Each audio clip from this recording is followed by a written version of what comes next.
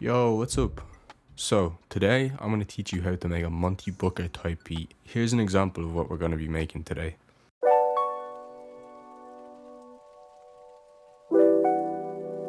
Jofis made it bounce.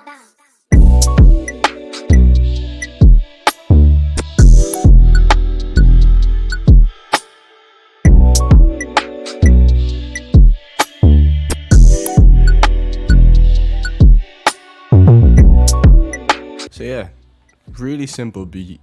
There's not a lot to it. I think one of the most important things when you're making one of these beats is it's key to add a lot of things in, but not to let them interfere with each other. First, I started off with these keys. Really simple. It's just two minor 9 chords, C minor 9 and an F minor 9, and I've literally just taken the first one and just taken it down 7 or 8 half steps, and I've just dragged the notes out to make it feel like it was played by a human on the piano. All I'm doing with it is I have a delay which is processed with some saturation and EQ in parallel to the dry signal. I also have a reverb that automates in the intro. So then I've layered that with a Juno pad, which I'm automating the filter of, so it kind of comes up in the pre, and then the hook, it opens up a little bit more. Every 2 bars of the hook it reaches a climax, then it comes back down, and then I have different climaxes set up for different parts of the song. So you can see once it goes into the verse, it closes down a little bit more and it doesn't open up as much. And then the pre, it goes all the way back down to where it was in the intro again. And all of this is literally just to give the listener an idea of where they are in the song. In the intro you can hear the reverb coming in and the filter opening up on the Juno. All it is a saw LFO doing a bit of modulation. And then in the intro as well, I have just these rain textures, one pan to your right ear and one pan to your left. And again, this is just to give the beat a sense of atmosphere, so that you kind of feel like you're in this little world. So the whole intro together.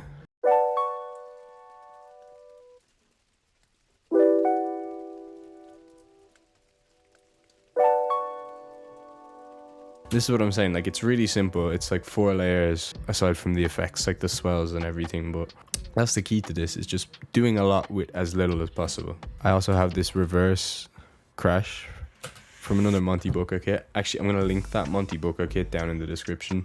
If you are looking for amazing samples, go cop that kit, seriously. Shout out to Monte, he's the GOAT. And then we lead up into the chorus.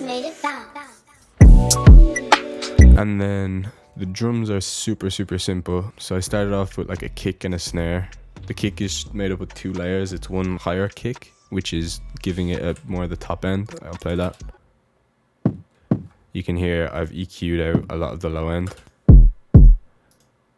Sub-ear kick is from Monte Booker's kit. I have an Orvox compressor and a Moog filter, just giving it a little bit of drive and just adding a bit of thump to the kick, that's all.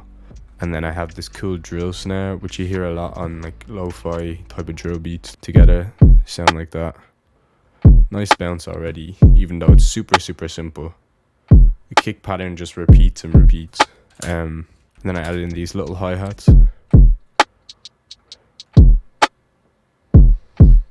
Really cool trick with those hats too. I like to pan my hats maybe on one side so you can hear they're on the right ear. On the chorus, if you make them a little bit wider than when it's in the verse, it just makes the chorus open up a little bit more. And if you do that with enough of your instruments, it's subtle, but you'll be able to feel the difference in the song. This is what they sound like in the verse.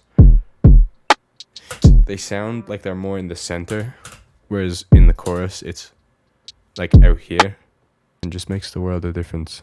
And then I started going a bit crazy, adding some perk sounds. So first off, you got a crash, just to introduce the chorus, a little Foley sound. Really simple. And a hat on the right ear, just again as a little accent. A little boing percussion sound. And then an open hat. Really simple, but all of these elements are just contributing to the bounce.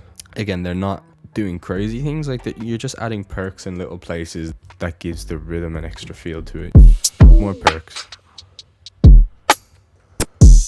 I also have this little snare accent, which is like a more reverbed snare. You can hear it there. And all that does is it just gives the listener a bit of variation. Like I said, it's all these little things.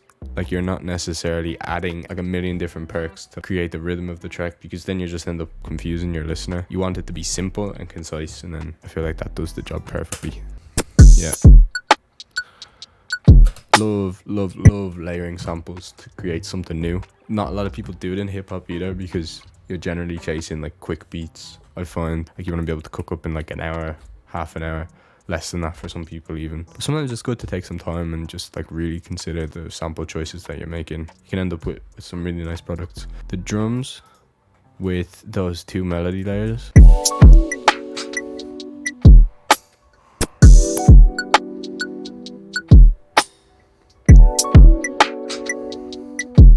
Then all I've done is I've just added an 808.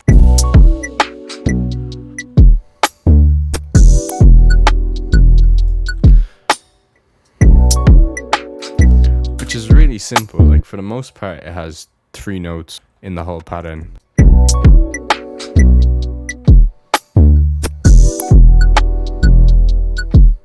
Then at the end it varies up a little bit, and all I'm doing is I'm just sticking inside of the scale, and they're just triplet notes at the end. Like, it's simple things like that which you can use to add a bit of variation to your 808s. And then as far as the structure goes, I have that pattern looping for the start of the hook, and then at the end of the hook I've just cut out that little triplet thing to lead into the verse.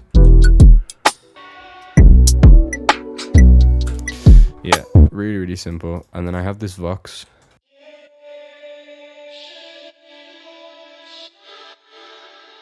These are just background vocals from Arcade. I had to freeze the thing because it was crashing a little bit on my computer. It's a pack called Distant Voices, which is just like a really nice kind of ambient background vocal sound with like a lot of reverb. Feels very spacey. It's just running through an imager, which just makes it wider. An EQ.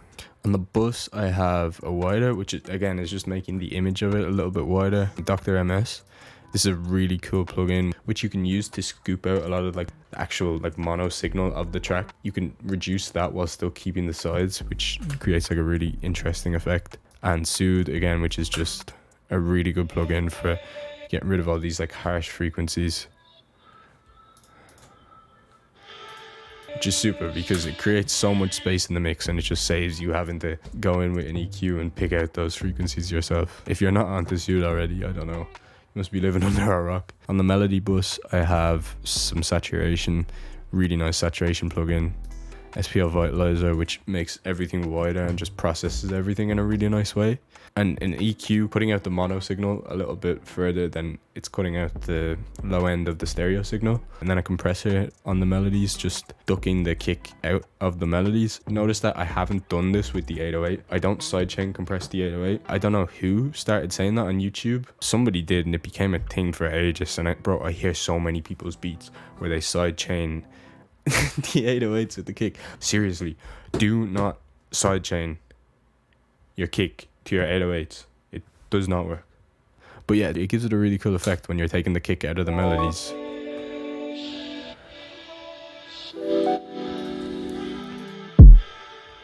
You know, it just makes the track breathe kind of. But yeah, then all of that together.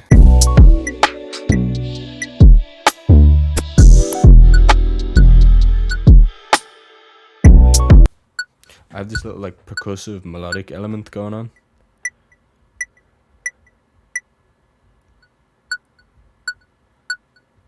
It just gives the beat some more swing, some more texture, like another little melody line too, I guess. We also have this flute that comes in, which is just from a contact library. It's just like an arpeggio of the flute, which I drew in myself. And all that I have on this is some saturation, EQ obviously, and this plugin, which is so cool. It makes it sound like it's like compressed through like you know when you send like an audio file on an email and it compresses it and it makes it sound awful. It just messes up the sound in some weird artifacty way, but it can be so cool sometimes. And then I also have these perks which come in at the end of the chorus. When we go into the verse, you hear this harp, which is just a factory contact harp. I think it's playing a minor 9 arpeggio, and I just have that affected very heavily with like a reverb, tape, Pan-Man. Pan-Man is a really cool plugin which like pans your sound from left to right. This Dr. MS plugin again, and this side widener thing as well, which is so awesome. Like it makes everything so much more stereo. You hear the difference? In the verse, all I've done is I've taken that same flute and I've pitched it down an octave using Sound Shifter. And yeah, it's just playing alongside the Juno pad, which I just have a little bit more filtered than it was in the chorus. Just again, to separate the sections out.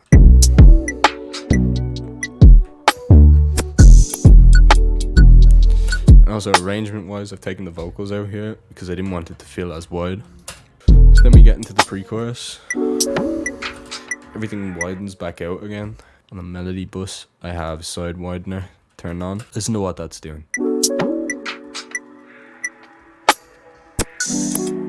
And just, you see what I mean? It's crazy stuff. Crazy stuff. And I've also pitched down the vocal sample, 12 semitones.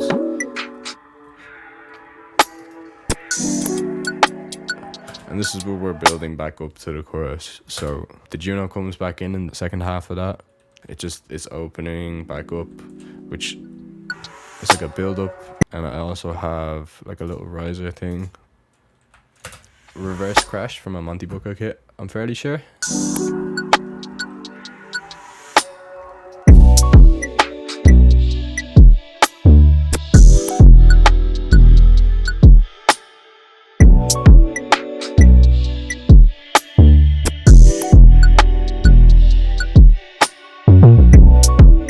Second verse for the most part is the same, except the harp is going down as opposed to going up. It's just little things that'll keep the listener interested all the way throughout the song, but the beat is still fundamentally simple enough for an artist to hop on top.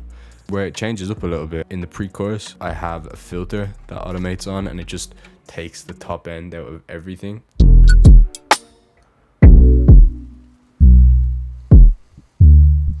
Which is like this is like a really nice effect for lo-fi beats, or like sad kind of vibey 3 a.m. hip-hop beats, you know what I mean? Literally all this is a Pro Q that just gets automated down. You probably hear this all over the place, but it's such a nice effect, and it just builds back up into the chorus again.